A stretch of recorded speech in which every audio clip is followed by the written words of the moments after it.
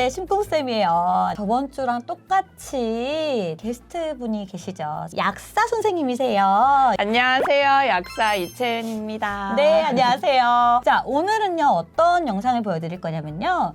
우리 아이들 키울 때 언제 제일 힘드신가요? 맞아요. 아플 때가 제일 힘드시죠. 혹시 작은 상처가 났을 때 어떻게 치료해야 되나요? 아니면 어떤 약을 써야 되나요? 라는 질문을 많이 받았어요. 그래서 오늘 대표님, 네. 우리 아이들 집에서 필요한 약들을 제가 앞에 준비를 해봤어요. 네, 네. 어떤 것들이 있는지 한번 소개를 해주세요. 여기 이제 식염수, 아이코넥이라고 있는데 멸균 식염수, 네. 뭐 아이코넥 이렇게 준비해 주시면 되고요. 에탄올도 이제 소독약으로 쓸 수 있고 클로시딘이라고 있는데 이 안에 성분은 이제 클로엑시딘이라고 그래서 피부병이나 뭐 피부염이나 뭐 이런 거 있을 때 보통 알아요. 이거 그거잖아요. 애들 턱드름이나 그쵸. 코드름 날 때 하는 거 맞습니다, 맞습니다. 네. 그래서 약용 샴푸에도 좀 들어 있는 성분이 그래서 있고요. 소독약 중에 그쵸. 일종이네요. 네, 맞습니다. 그리고 여기는 포비돈 네. 있고요. 포비돈도 그리고 소독약 중에 일종이죠. 그쵸. 네. 그래서 여기는 이제 멸균 거즈 있고, 그리고 주사기 이렇게 주사기 있고, 그냥 마데카솔, 항생제 없는 걸로 네. 마데카솔 있고, 그리고 상처 연고약.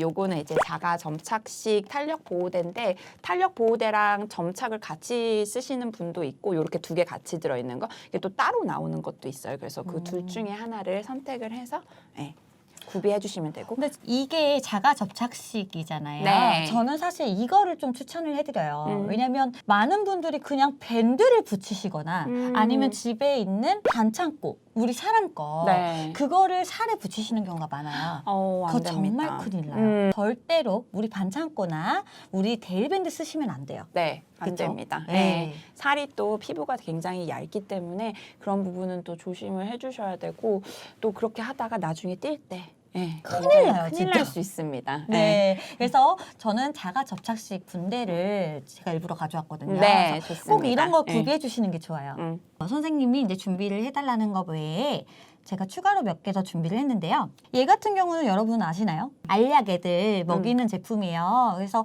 이런 것들 하나씩 갖고 계시는 게 좋아요. 네, 그리고 이건 주사기인데요. 주사기는 왜 필요해요? 이거는 바늘이 없는 주사기예요. 주사기 주세요 하면 이런 바늘이 있는 주사기를 주시거든요. 그래서 바늘을 뽑아서 쓰시면 되고요.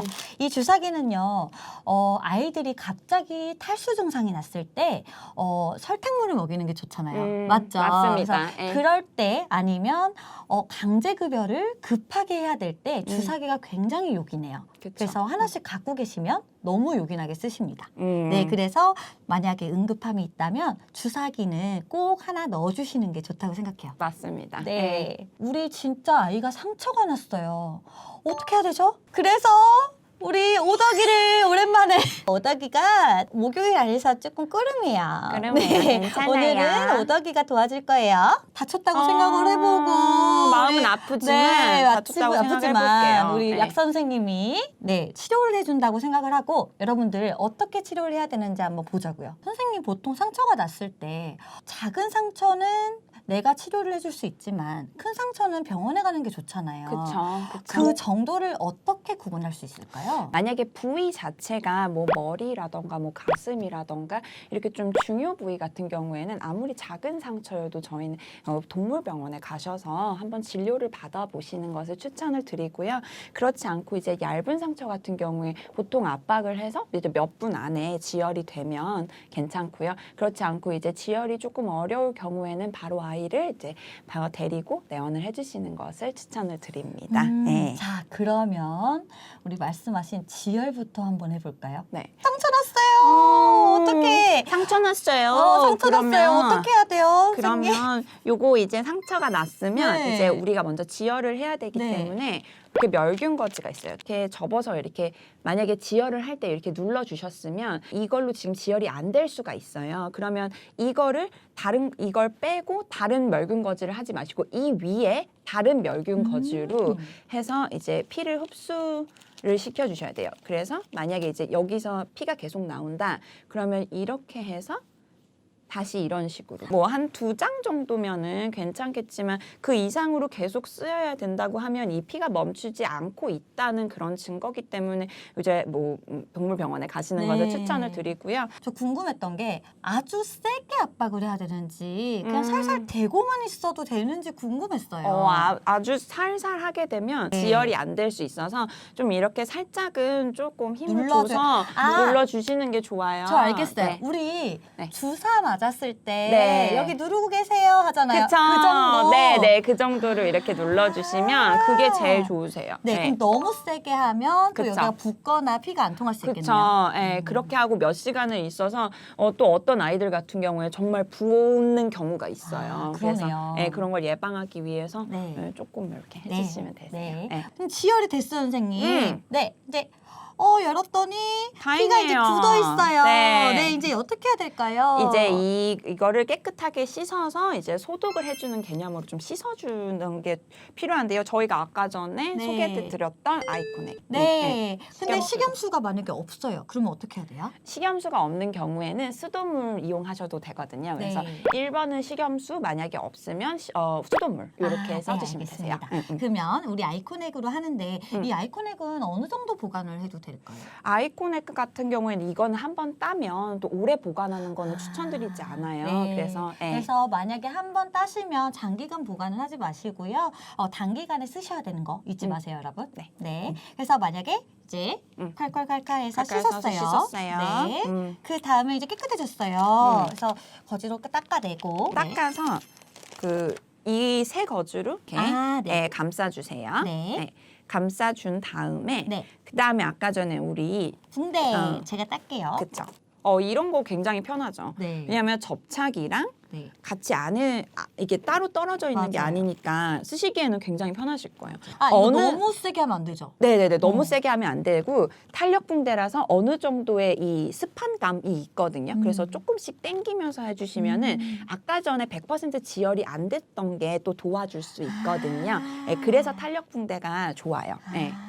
이 정도면 될까요? 네, 됐습니다. 우와, 이렇게 붙어요. 네, 신기해. 짠.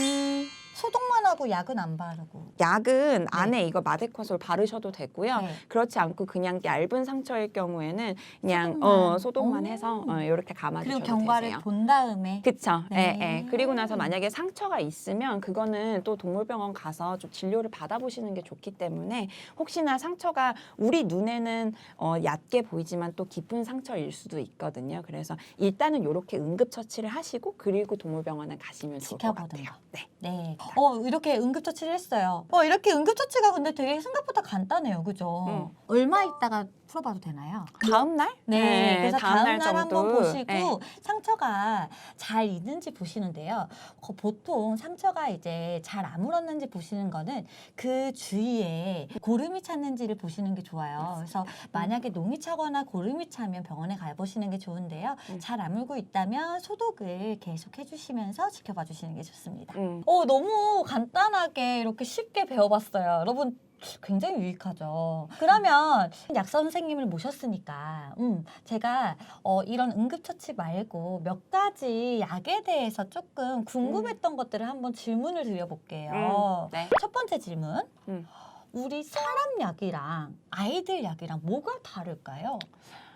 사실 사람 약이랑 동물 약이랑은 거의 비슷하다고 보시면 되는데요. 뭐 용량 차이도 있을 수 있고, 근데 동물에 집중된 약이 있긴 있어요. 뭐 예를 들면 뭐 안약 같은 경우에 뭐 옵티문이나 뭐 하이케어나 뭐 이런 제품 같은 경우에는 동물용으로만 전문약으로 나온 건 있는데 그렇지 않으면은 이제 사람과 좀 비슷하다. 대신 비슷하고, 용량이 다르다. 그쵸. 그쵸. 예, 그렇죠. 네. 그래서 강제로 맘대로 이렇게 급여는 위험하다는 거죠. 그쵸. 네. 예. 두 번째 질문. 저희 미실 같은 경우는 설사를 굉장히 자주 하거든요. 그리고 토를 자주 하는 아이들도 있어요. 그럼 이거를 응급으로 임의로 먹일 수 있는 약은 없을까요? 사실 설사나 뭐 변비나 어떤 장에 대한 변화나 이런 거에 대해서 임의로 약을 투여하기는 사실 조금 위험합니다. 예.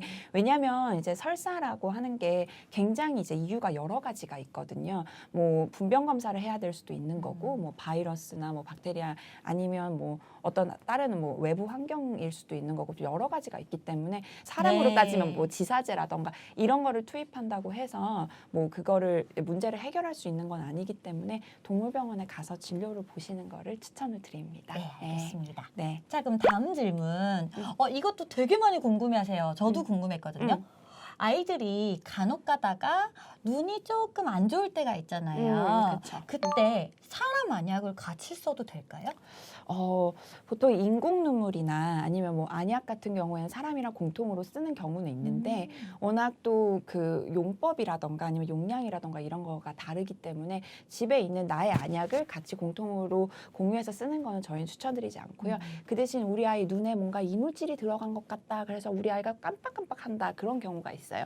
그런 경우에는 그 우리 인공 눈물 네. 있죠. 인공 눈물을 떨어뜨려 주시는데 인공 눈물 보통 이렇게 일회용으로 포장돼서 나오잖아요. 일회용에서 포장된 거 거의 방부제가 없는 것들이 요즘에 또 많이 출시가 되고 있어요. 그런 것들은 한번 따면 24시간이거든요. 그런 것들 구매하셔가지고 이렇게 같이 쓰면 씻어지는 거, 되겠네요. 말 그대로 소독 씻어주시면, 개념으로. 네. 그쵸. 네, 그렇게 맞아요. 쓰면 되겠습니다. 네. 네. 오늘 진짜 간단하면서 그리고 많은 정보들을 알려주셔서 오늘도 역시 감사합니다. 네. 여러분들 혹시라도 이제 또 궁금한 것도 있으시면요 댓글 달아주시면 제가 또 약사 선생님께 여쭤봐서 많이 댓글 달아드릴게요. 네, 좋아요, 구독, 알람 설정 설정 많이 해주세요. 감사해요.